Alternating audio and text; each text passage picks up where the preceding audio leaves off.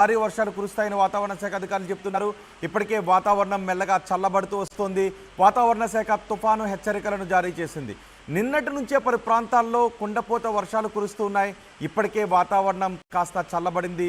వానలతో ఊపిరి పీల్చుకుంటున్నారు తెలుగు రాష్ట్రాల జనం. వాతావరణంలో వస్తున్న మార్పులు, కురవబోతున్న వర్షాలకు సంబంధించి వాతావరణ శాఖ అధికారులు ఏం చెప్తున్నారు మా ప్రతినిధి శిల్ప అందిస్తారు.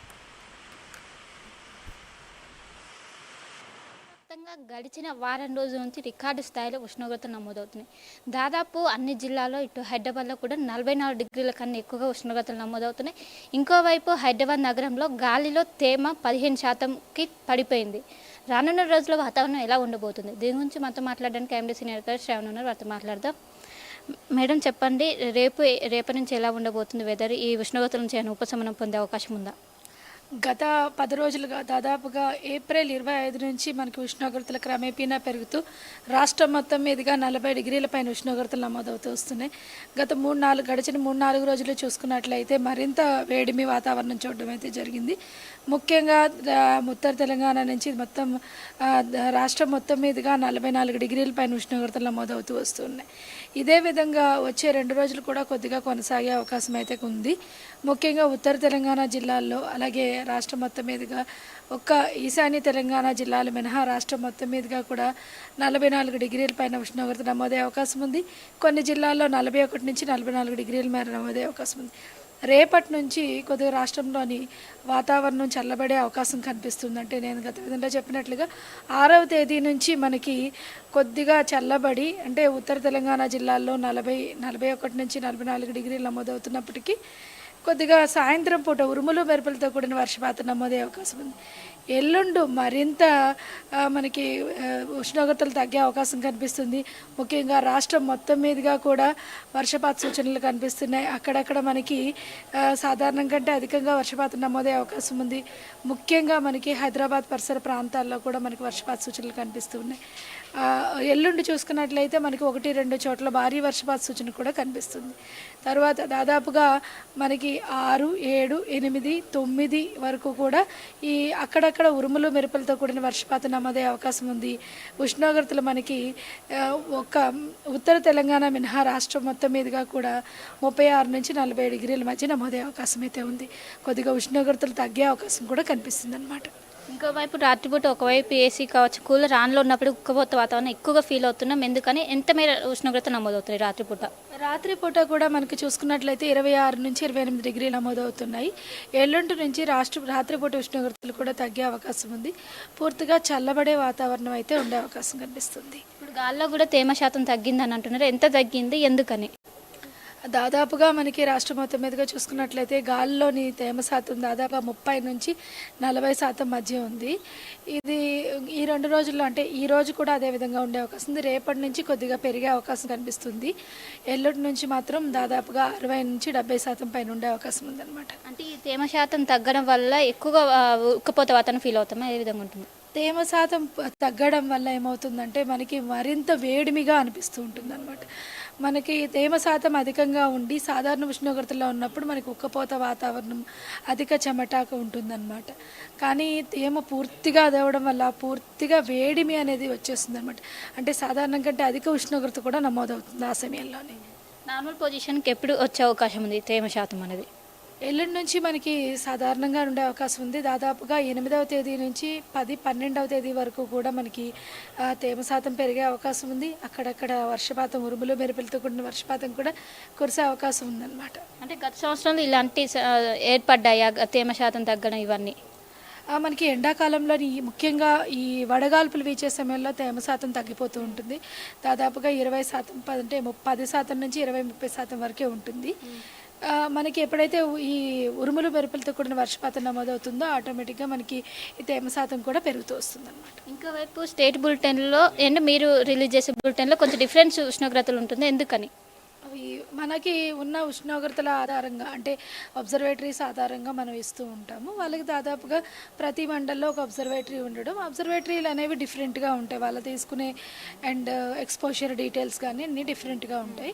సో వాళ్ళ ఆధారంగా వాళ్ళు బులెటిన్ ఇవ్వడం జరిగింది. మేము బులెటిన్తో పాటుగా ఫోర్కాస్ట్ కూడా అందించడం అయితే జరుగుతుంది. ఈ వర్షపాతం అనేది ఎన్ని రోజుల వరకు ఉంటుంది? హైదరాబాద్ నగరంలో ఎన్ని రోజుల వరకు ఉండే అవకాశం ఉంది ఈ ప్రభావం? దాదాపుగా ఎల్లుండు అంటే 8వ తేదీ 9వ తేదీ ఉండే అవకాశం అయితే ఉంది. తర్వాత కొద్దిగా తగ్గినప్పటికీ చల్లటి వాతావరణం అయితే ఉంటుంది. ఇప్పుడు ఈ అలర్ట్స్ ఏమైనా అలర్ట్స్ ఇస్తున్నారా రాష్ట్రానికి? మనకి ఈ 2 రోజుల్లో వడగాల్పుల దిశగా ఉన్నందున ముఖ్యంగా ఉత్తర మరియు దక్షిణ తెలంగాణ జిల్లాలైన మహబూబ్ నగర్, నాగర్ కర్నూలు, వనపర్తి, జోగులాంబ, గద్వాల్, అలాగే ఉత్తర తెలంగాణ జిల్లాలైన ఆదిలాబాద్, ఆసిఫాబాద్, మంచిర్యాల, నిజామాబాద్, కామారెడ్డి, జగిత్యాల వరకు కూడా మనకి ఆరెంజ్ అలర్ట్ ఇవ్వడం జరిగింది. ఈ రోజు రేపు కూడా అదే జిల్లాల్లో ఉండే అవకాశం అయితే ఉంది. అలాగే మనకి ఈ ఈశాన్య తెలంగాణలో భద్రాద్రి కొత్తగూడెం, ఖమ్మం ఈ పరిసర ప్రాంతాల్లో కొద్దిగా సాయంత్రం పూట ఉరుములు మెరుపులతో కూడిన వర్షపాతం ఉన్నందున ఈ అలర్ట్ అయితే ఇవ్వడం జరిగింది. ఎల్లుండి మాత్రం మనకి కొద్దిగా అక్కడక్కడ భారీ వర్షపాత సూచన ఉన్నందున ఎల్లో అలర్ట్ ఇవ్వడం జరిగింది.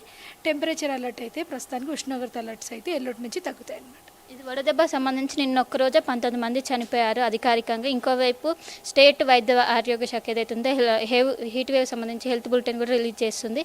ఇంకెన్ని రోజుల వరకు ఇలానే కంటిన్యూ అయ్యే అవకాశం ఉంది? ఇంకో 2 రోజులు మాత్రం ఇలాగే కంటిన్యూ అవకాశం ఉంది. తర్వాత నుంచి తగ్గుతుంది అన్నమాట. గతంలో చెప్పిన విధంగానే మనకి 7, 8వ తేదీ నుంచి దాదాపుగా ఉష్ణోగ్రతలు తగ్గుముఖం పట్టే అవకాశం ఉంది. మళ్ళీ 20వ తేదీ నుంచి కొద్దిగా పెరిగే అవకాశం అయితే కనిపిస్తుంది అనమాట. పనుల నిమిత్తం బయటకు వెళ్ళే వారికి ఎలాంటి సూచనలు, ఎలాంటి అలర్ట్స్ జారీ చేస్తారు మీరు? దాదాపుగా పనుల నిమిత్తం బయటకు వెళ్ళే వాళ్ళందరికీ ఏంటంటే ఖచ్చితంగా వాటర్ని క్యారీ చేస్తూ ఉండండి మీతో పాటు. అలాగే ఓఆర్ఎస్ ఉంటే ఓఆర్ఎస్ తీసుకోండి. మ్యాక్సిమం అంటే కంటిన్యూస్గా మీరు ఎండలో ఉండకుండా ఒక గంట, ఒకవేళ ఖచ్చితంగా ఎండలోనే చేయాల్సి వచ్చినప్పుడు అట్లీస్ట్ ఒక హాఫ్ 1 అవర్ బ్రేక్ తీసుకోవడం వల్ల డైరెక్ట్గా ఎఫెక్ట్ కాకుండా ఉంటుందన్నమాట. దీనివల్ల వడదెబ్బను కూడా తగ్గించుకోవడం అవుతుంది. ఓకే, మన బ్యాక్గ్రౌండ్లో మ్యాప్ చూసిన మొత్తం కూడా నిప్పుల కుంటంలా మారింది. ఎప్పుడు ఇది చేంజ్ అయ్యే అవకాశం ఉంది? దాదాపుగా గత 2 రోజుల నుంచి కంటే ఈరోజు కొంచెం ఆరెంజ్ కలర్లోకే వచ్చింది. మనకి రేపు వరకు కూడా కొద్దిగా ఈ విధంగా ఉంటుంది. ఎల్లుండి నుంచి కొంచెం తగ్గే అవకాశం కనిపిస్తుంది. ఇప్పుడు ప్రస్తుతం క్లౌడ్ మూమెంట్ ఏమైనా ఉన్నాయా? మనకి రాయలసీమ ఉత్తర కోస్తాంధ్ర పరిస్థితుల్లో కొద్దిగా క్లౌడ్ ఉంది. అది కొద్దిగా నాగర్ కర్నూలు కానీ, సూర్యాపేట, ఈ భద్రాద్రి కొత్తగూడెం, ఖమ్మంలోని ఒక ఉరుములు మెరుపులతో కూడిన వర్షపాతం ఇచ్చే అవకాశం అయితే ఉంది. అది సాయంత్రం వరకు. కోల్ బెల్ట్ ఏరియాలో ఉష్ణోగ్రతలు ఏ విధంగా నమోదవుతున్నాయి? కోల్డ్ బెల్ట్ ఏరియాలో ముఖ్యంగా చూసుకున్నట్లే పెద్దపల్లి, కరీంనగర్, భూపాలపల్లి, ములుగు, భద్రాద్రి కొత్తగూడెంలో కూడా మనకి 45 డిగ్రీల ఉష్ణోగ్రత నమోదే అవకాశం కనిపిస్తుంది. అలాగే దక్షిణ తెలంగాణ జిల్లాల్లో కూడా మనకి మహబూబ్ నగర్, వనపర్తి, గద్వాల్, నాగర్ కర్నూలులో కూడా దాదాపుగా 45 డిగ్రీల మేర ఉష్ణోగ్రత నమోదే అవకాశం అయితే కనిపిస్తుంది. ఇంతవరకు మనకు రాయలసీమ ఏరియాలో ఎక్కువగా ఉష్ణోగ్రతలు నమోదు, అక్కడ 40. కానీ ఈ సంవత్సరం తెలంగాణలో కూడా నమోదవుతున్నాయి. ఏంటి అంటారు? దాదాపుగా మనకి మే నెలలోని మనకు కూడా అధికంగా ఉష్ణోగ్రతలు నమోదవుతాయి. కానీ మొత్తం ఈసారి దేశం మొత్తం మీదుగా కూడా అధిక ఉష్ణోగ్రతలు నమోదవుతూ వస్తున్నాయి అన్నమాట. సో మొత్తం మీద ఇది పరిస్థితి. వచ్చే 2 రోజుల వరకు ఇదే వాతావరణం కొనసాగే అవకాశం ఉంది. అనంతరం వర్షాలు పడే అవకాశం ఉంది. ఎక్కువగా జిహెచ్ఎంసీ పరిధి కావచ్చు, ఉత్తర జిల్లాల్లో ఎక్కువగా వర్షాలు పడే, ఏదైతే ఈశాన్య జిల్లాలు ఉంటాయి, ఈశాన్య జిల్లాలు మినహా అన్ని ప్రాంతాల్లో రాష్ట్ర వ్యాప్తంగా మోస్తారు వర్షాలు పడే అవకాశం ఉందని ఒక వాతావరణ శాఖ పేర్కొంది. ఇంకోవైపు రాత్రిపూట ఏదైతే ఉక్కపోత ఎక్కువగా రావడానికి 28 డిగ్రీల మేర ఉష్ణోగ్రతలు నమోదవుతుంది. దీంతో మనం ఎక్కువగా ఉక్కపోత వాతావరణానికి గురవుతున్న ఇదే వాతావరణం 2 రోజుల పాటు కొనసాగుతుంది. దీంతో ఇప్పటికే ఆరెంజ్ అలర్ట్ కొనసాగుతుంది. 2 రోజుల పాటు కూడా ఆరెంజ్ అలర్ట్ కొనసాగుతుందని ఒకవైపు. ఇంకోవైపు ఏదైతే ఇప్పుడు హైయెస్ట్గా 46 డిగ్రీల మేర ఉష్ణోగ్రతలు నమోదవుతున్నాయని, ఏదైతే ఇప్పుడు వర్షపాతం ఉందో ఈ వర్షపాత ప్రభావం తగ్గిన అనంతరం మళ్ళీ ఇంకా ఈ 46 నుంచి ఇంకా అధికంగా 2 నుంచి 3 డిగ్రీలు అధికంగా పెరిగే అవకాశం ఉందని ఒకవైపు వాతావరణ శాఖ అధికారులు సూచిస్తున్నారు. ఏదైతే ఎండ తీవ్రత ఎక్కువగా ఉంటుందో ఆ సమయంలో బయటికి రావద్దు. ఎక్కువగా వృద్ధులు కావచ్చు, చిన్నపిల్లలు ఆ సమయంలో బయటికి వస్తే వడదెబ్బ తగిలే అవకాశం ఉంది. ఎప్పటికప్పుడు జాగ్రత్తలు పాటించాలని ఒకవైపు వైద్య ఆరోగ్య శాఖ కావచ్చు, ఇటు వాతావరణ శాఖ ఎప్పటికప్పుడు ప్రజలకు అలర్ట్స్ జారీ చేస్తున్న పరిస్థితి మన కోరలుగా కనిపిస్తుంది.